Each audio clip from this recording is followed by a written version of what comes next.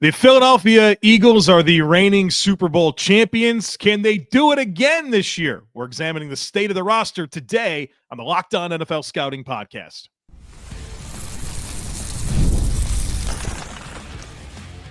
You are Locked On NFL Scouting with the Draft Dudes, your daily podcast for NFL and college football scouting. Part of the Locked On Podcast Network, your team every day. What's better than this? It's guys being dudes here on the Locked On NFL Scouting Podcast. We're the Draft Dudes. I'm Joe Marino from Locked On Bills. He's Kyle Krabs from Locked On Dolphins. And we are your NFL experts here with you daily to talk team building across the league on the Locked On NFL Scouting Podcast with the Draft Dudes, part of the Locked On Podcast Network, your team every day. Want to issue a big thank you, shout out, and welcome to our everydayers. Those of you who never miss a single episode, we appreciate y'all being here very, very much. Joe got my Kelly Green in the background today. My little LED lights with a cool little remote control on my phone. I can just change it up. So we're gonna rep the throwback colors for the Super Bowl champion Philadelphia Eagles. Well, it's good time to be an Eagles fan, right? Yeah, living's good here in the Mid-Atlantic if you're a Philadelphia Eagles fan, which I know a lot of. And they had a parade. Can anything hurt you? You know, if you're an Eagles fan right now, can anything hurt you? I don't think so. I mean, they were pre-exposed to a lot of Jalen Hurts slander.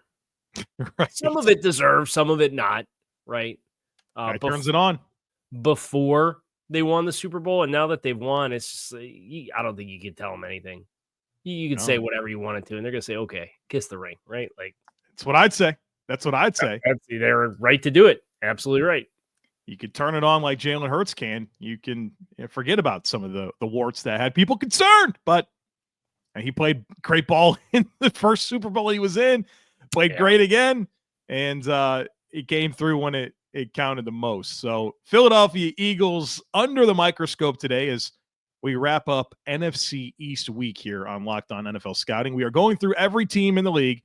We are assessing their roster. Kyle and I are individually grading every player, and we put every player into a different bucket. The buckets are a roster cornerstone, a quality starter, a rookie, a sufficient level starter, replacement level, quality depth, non-roster caliber, incomplete evaluation, and a practice squad developmental player. Every bucket has a numeric score attached to it. Every position is weighted in terms of importance, and throughout this process, we are going to find out who has the best roster in the league, and it allows us to stack up different position groups and, you know, who's got the best non-quarterback roster in the league, all this stuff. And so we systematically work through it. NFC East this week, capping it off with the Eagles. We'll talk skill players, we'll talk trenches, we'll talk back seven, but we begin by discussing the weapons around Jalen Hurts. That's right. And spoiler alert, anytime you have a whole bunch of cornerstones, you're going to score well in any part of this process. Philly has an argument for 3 roster cornerstones in the skill group alone. And that does not include Jalen Hurts. Yeah. I gave them 2, Saquon Barkley, A.J. Brown, just because I think the Devonta Smith, I think, is a great heir to be a wide receiver 1. Kind of like you'd liken it to Miami with Jalen Waddle and Tyreek Hill, right? Like, but with A.J. Brown still in the prime of his career and playing the way that he is, I think there's a separation between those 2 players that I wanted to have represented. And then obviously the separation between Saquon Barkley and just about anybody other than a handful of people, maybe Bijan Robinson and Derrick Henry, feels like an appropriate gap from them in the field at their respective positions. I know Trevor Sikkema, our old colleague and co-host of NFL Stock Exchange and the draft lead for PFF. I know he put out his top 10 wide receivers list, and he had the bold take that AJ was the best wide receiver in football. And I don't agree, but you have a pretty compelling statistical argument to make in AJ's favor.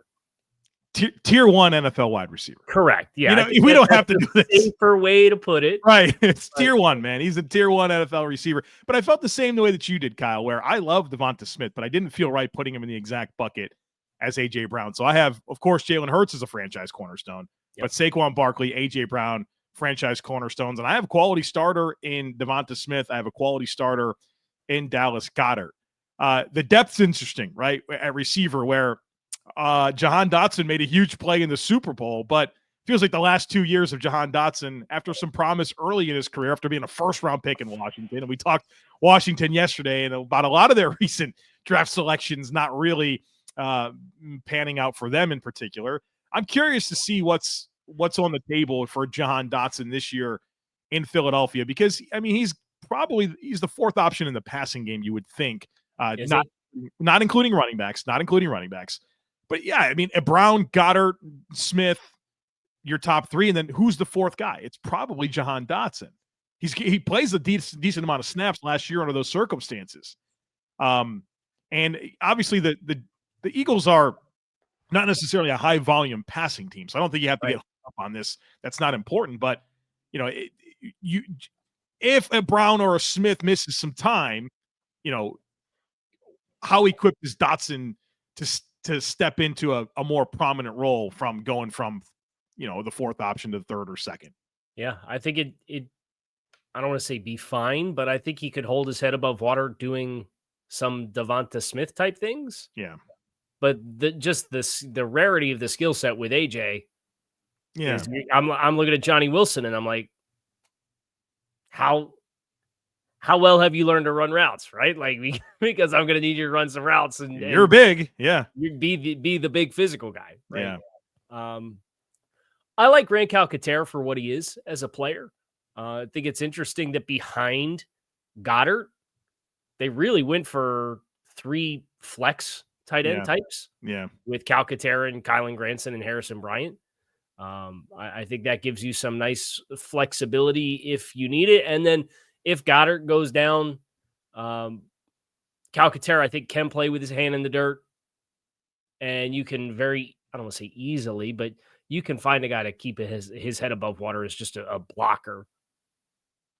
I don't want to say lying around anywhere, but that skill set is not as difficult to find if you need to pivot your personnel throughout the course of the season.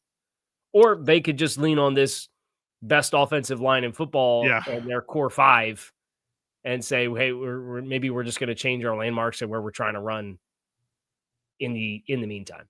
Yeah, I trust them to figure that out. How about this running back depth behind Saquon Barkley? A.J. Dillon has entered the equation here after a good run with the Packers, missed all of last year.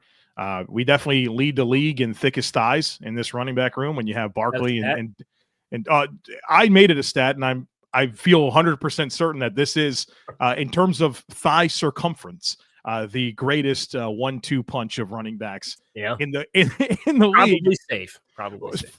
I feel pretty safe about that. Pretty safe.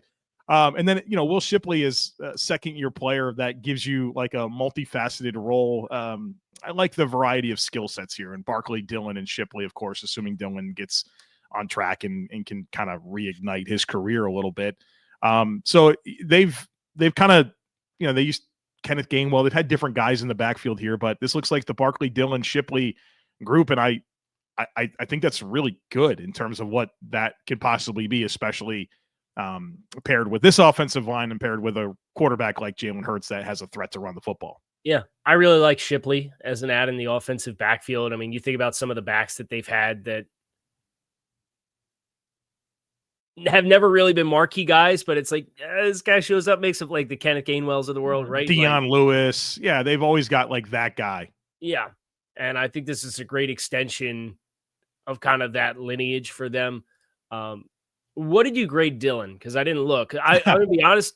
I put him as a replacement level player where he missed all of last year. And then the year before that, like he flirted with the Peyton Barber line.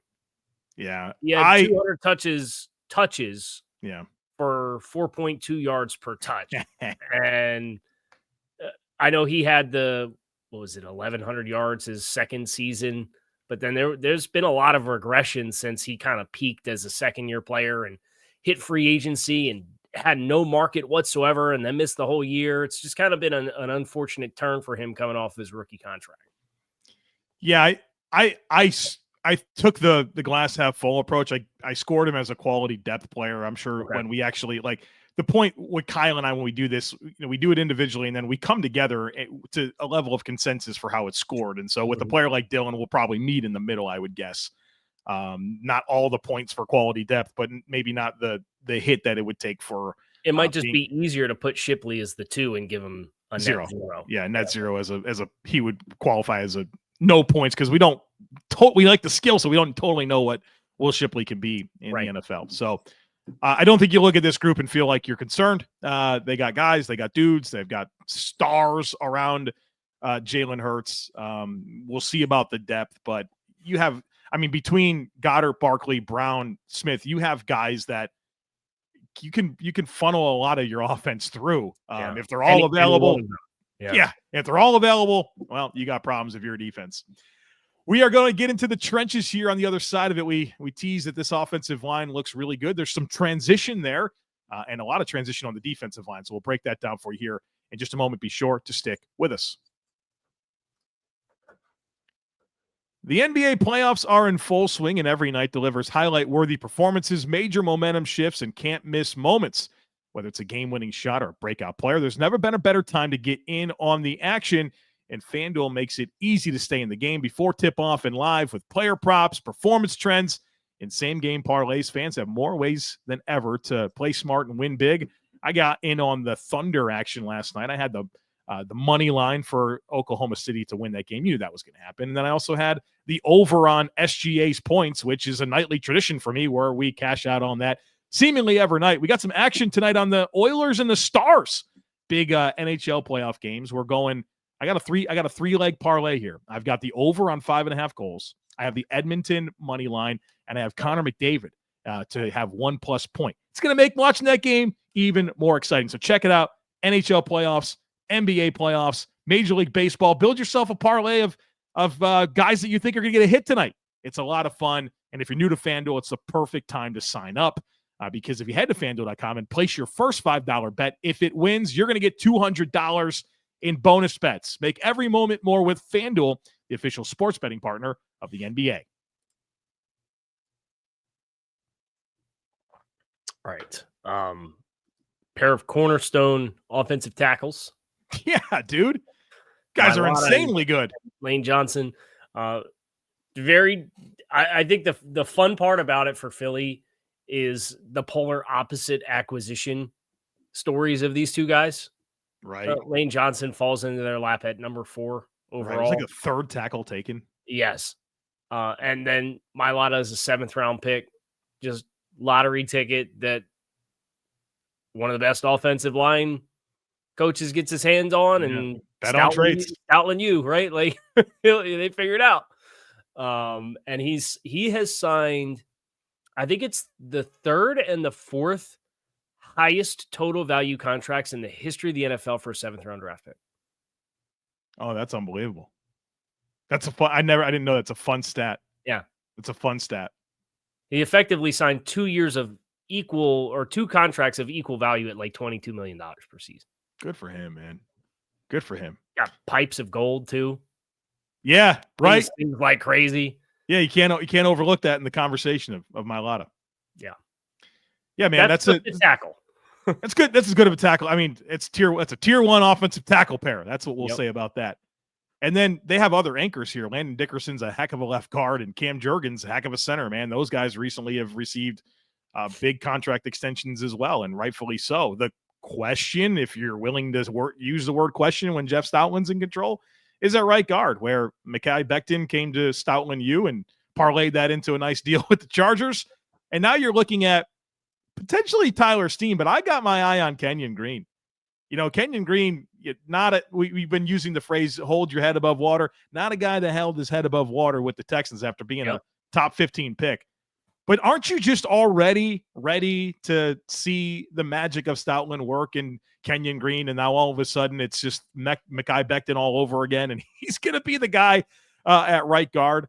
I'm interested to see how that comes together. But I think between Steen and Green, you're going to probably have a sufficient level starter. And then obviously the starting five and then is in really good shape. And then one of those players would be your primary reserve interior player. Yep. And then they bring in Kendall Lamb, who's a very experienced, very experienced player behind Johnson and Mailata. And then, I mean, getting Cameron Williams, I know that he's not a perfect prospect out of Texas, but you want to talk about just a ball of clay with all the physical skill that you could be looking for in terms of athleticism and size. That's a player that I'm excited to see his arc getting in a spot like this under Coach Stoutland.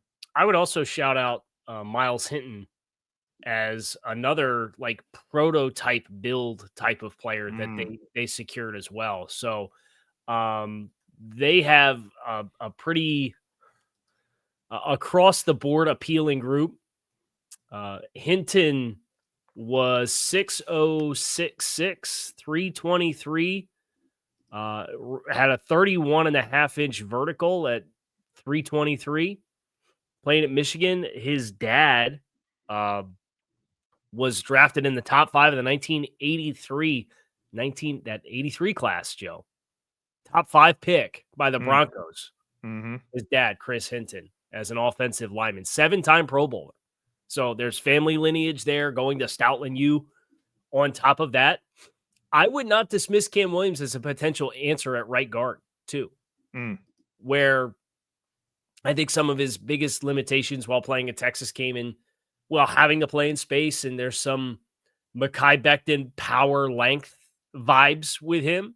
They've got a lot of options for that right guard spot, but having Kenyon Green as a lottery ticket, Tyler Steen, bringing in Kendall Lamb to be there's few guys I've got more respect for than getting the chance to see Kendall Lamb operate up close and in person the last couple of years in Miami and constantly being thrown into games cold when Teron Armstead's knee flares up and he can't go, and it's the second half of a game and we got to execute, and the way that he does it. And he played down the stretch last year with a bulging disc in his back. He couldn't feel like an entire half of his body, and he played through it because the Dolphins were down to like Jackson Carman was like the only other player. So toughness, professionalism to the utmost degree being added to this offensive line room.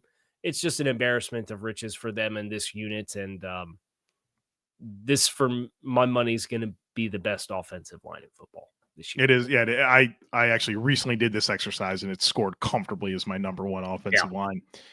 Defensive line, we have some transition. Milton Williams, big deal with the Patriots. Josh Sweat goes with Mr. Gannon to Arizona. But we, as the Eagles, seem to have been ready for this with some recent draft selections, but also they threw some darts in free agency, particularly on the edge, where they're going to hit. Yeah, well, so you look at this edge situation. Nolan Smith, who I love, he was a top 10 player for me in that class, and I think we saw him start to fulfill some of that promise last year. Jalix Hunt, who I didn't think much of him, winds up, getting some run and making some plays for this team. Bryce Huff is still here, and at a minimum, a quality depth player. Tao's calling timeout. He's technically not there. He has not participated in any of the offseason workouts for Philadelphia this year. What's up with that? I'm sure he's not happy about signing that contract and then being ancillary piece of the puzzle for them last year.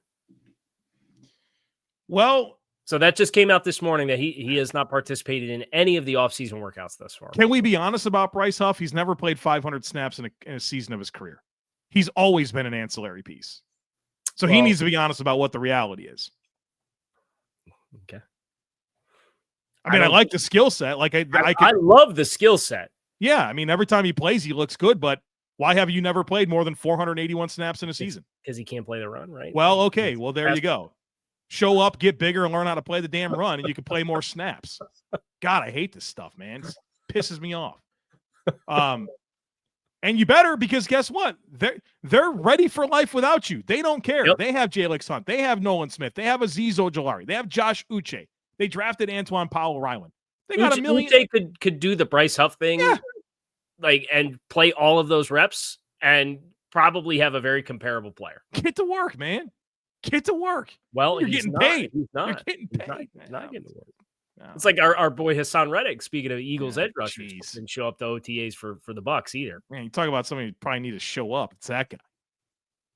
What a weird arc. That whole thing with that trade, just everything is weird. Yep. Or the transition, if you will, however you want to call it. He went in less than a year from seeking probably a $25 million per year long-term contract extension to he's going to be the new Leonard Floyd, Yannick Ngakoue, who signed 1 year, $10 million contracts for the next 5 years to extend his career. Yeah. In less than a year. And all right. Show up, get to work, man. Well, we got to talk about this interior. We got to talk about the rest of this back seven, and we'll do that here on the other side of it. So, folks, be sure to stick with us.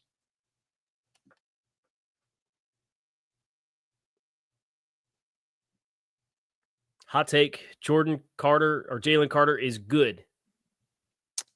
You know, Kyle, I hate that I was going to do a Jordan Davis talking point and a Jalen Carter talking point, and I picked one in my head as I started. Yeah. And I tried to throw them both out there at the same time.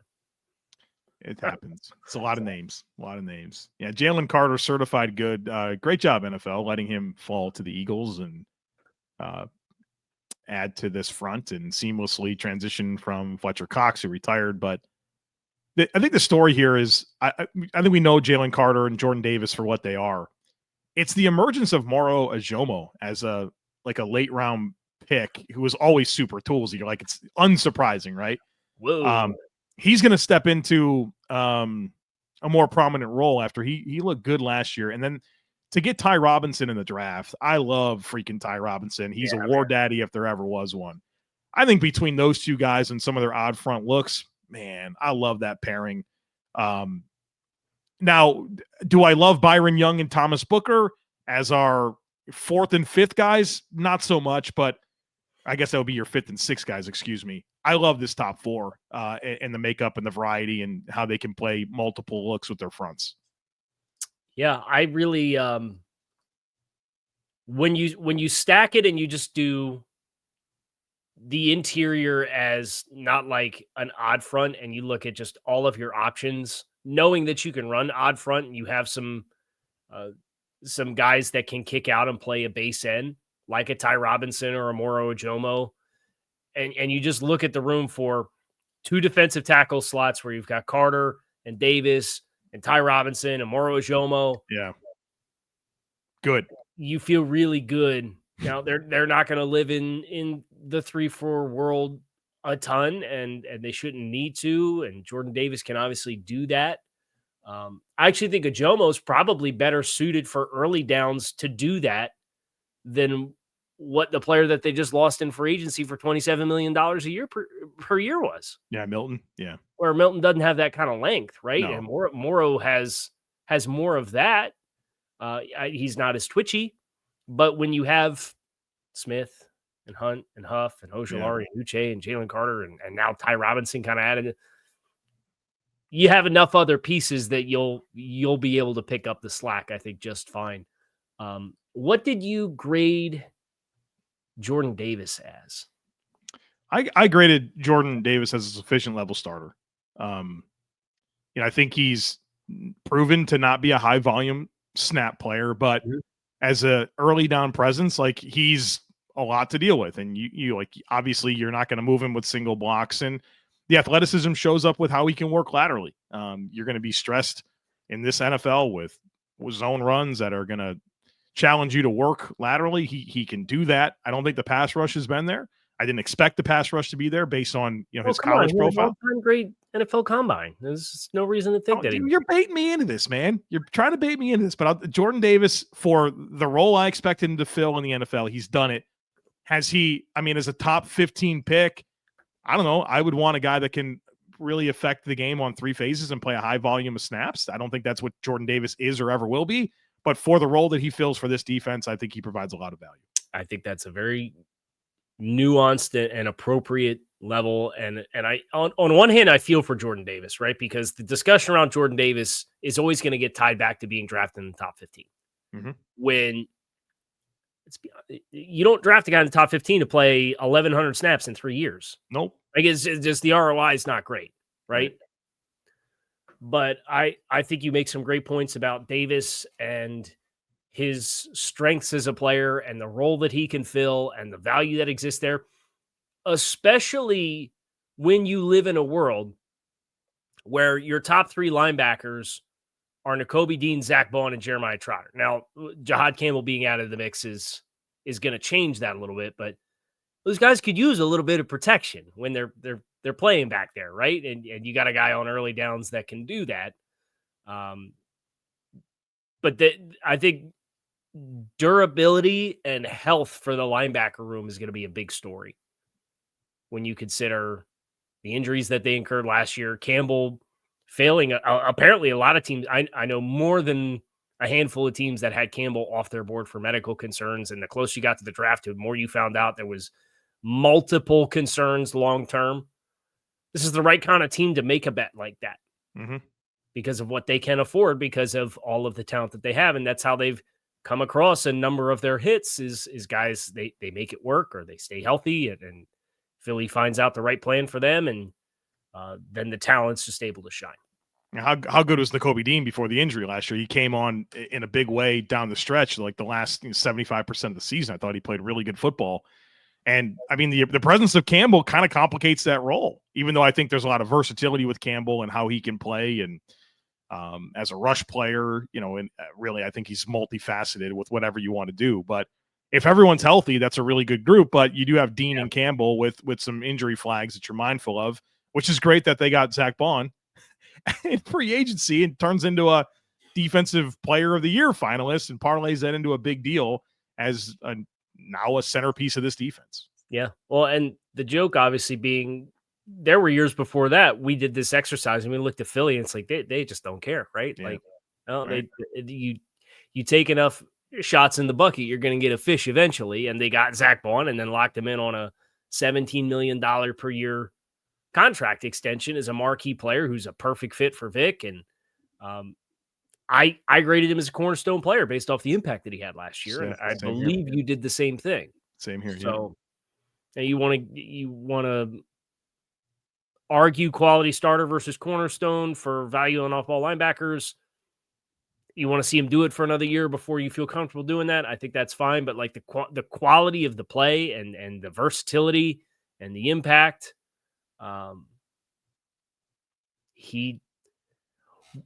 let me ask you this question. This is a fun question. We did the Frankie Louvu conversation yesterday. Mm-hmm. What's the separator for you that allows you to put Zach Bond in the cornerstone bucket, but not Frankie Louvu? Man, that's good. You make me put Frankie Louvu as a cornerstone. Did we just talk ourselves in? I think Zach's a little better in space, like as a coverage player. I think that's extremely fair, which matters a lot. Right. As an off-ball player, it's different to be kind of a pursuit. I think Bond's instincts are better where Louvu kind of leans into let him play the attack role, and that's where he shines most. Right, which I think you can even look at the contrast of Fangio and Quinn and realize how much with Fangio it's playing with vision. Processing and instincts. And Quinn, it's a lot of, okay, do this thing. How about the secondary? We got a lot of young talent here. Quinyon Mitchell, Cooper DeJean, should not be Eagles. Should not be. Number 10, 11 player on my board coming out that year. You make me look. You're going to make me look. It's dude. It's insane. I don't understand it. How about Reed Blankenship? Was he undrafted 7th round? I think he's every time I watch the Eagles, I'm impressed with Reed Blankenship and the playmaking and the impact and like not just you kind of watch him in college and you're like, oh, this guy can really sniff it out and play downhill and has a trigger, but this guy's become a good coverage player as well. I put him as a quality starter. And then it's just about kind of filling in the blanks, like your free safety spot. Like, is that going to be Sidney Brown? I would love for it to be Andrew Makuba, who I love coming out of Texas. Like, I think that would be great. And then you could, with Sidney Brown, I think you can be versatile with him, with playing some in the slot, some in deeper alignments. And then the corner 2 spot opposite of Quinyon Mitchell, Keely Ringo's been around a little bit. Eli Ricks has been around a little bit, but I'm not sleeping on Adoree Jackson. Like, I don't even know what's up with Adoree Jackson that, he was like a good player in Tennessee. He got a nice deal with the Giants. I think he's been good for the Giants, but kind of been an afterthought in recent years, but whenever he plays, he's good. Yeah. I would be rooting for, if I was an Eagles fan, I'd be rooting for Jackson to be the guy opposite of Mitchell. Yeah, because and Ricks has had some high water moments. And obviously Ringo was once upon a time probably inaccurately coveted for the athletic profile that was perceived as a draft prospect coming out of Georgia. But they've got enough options here where if you told me that it was Ricks, I wouldn't be mad because I think Ricks gives you a longer term benefit either. So you could tell me the same thing for Ringo. But when you have the needle moving players that you have, it's like we talked about with the skill group and like what we talked about with the defensive front. Like when you have this much flexibility with needle moving talents, you can kind of solve the riddle of whatever one spot you don't have settled because you don't have all pros at every spot, right? For the record, you get the win on DeJean and I get the win on Mitchell. I had Mitchell 6 and I had DeJean 13. You had 10 and 11? 10 and 11, yeah. Philly got them both outside the top 20 and in the second round for DeJean. I think Jalen Carter was like my number one player that year. They get him at 8. Nolan Smith was 10 or 11 on my board. They get him at 32. It's like, come on. Like these types of players shouldn't be available for a team that's been as successful as Philadelphia, right? Well, that's why we get takes on takes with draft by the consensus board, and because we've loved those players and Philly takes those players and they become successful NFL players. And then we can sit here and do our roster review and say, oh, imagine letting the Eagles get Nolan Smith at 32, right? Like I know we both love Zach Bond coming out. He just needed to get away from the Saints. We did. You were super high on Reed Blankenship. I don't know if you ultimately graded him high, but I know that there was like a point in time for you where you're like loving this guy. Yeah, before he broke his leg at Middle Tennessee State, I mean, he had the look of a top 100 pick. And gets a couple years separated from that and goes to the right system and the Fangio scheme now where you're processing top down with vanilla shells. And Sidney Brown's going to be the next one. If Sidney Brown hits, then I'm going to be DaCosta pilled with Howie more than I already am. Yeah. You know, talk about the glow up, right? Like guys are neck and neck.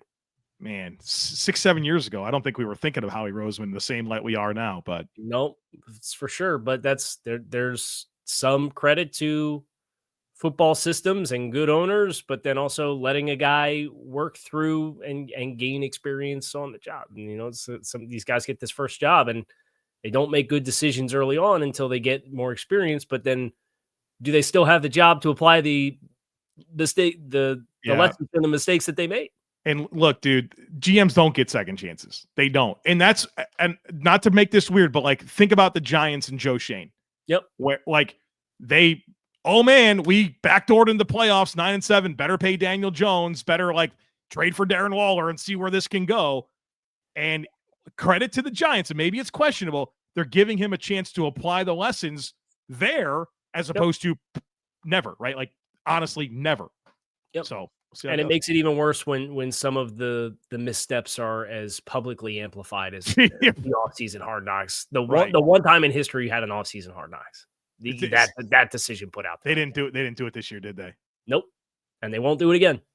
That's going to do it for us here. Locked On NFL Scouting. Kyle Krabs, Joe Marino. We appreciate you guys as always for checking out the show. Make it a great rest of your day, but we are up against the clock, so we are out of here.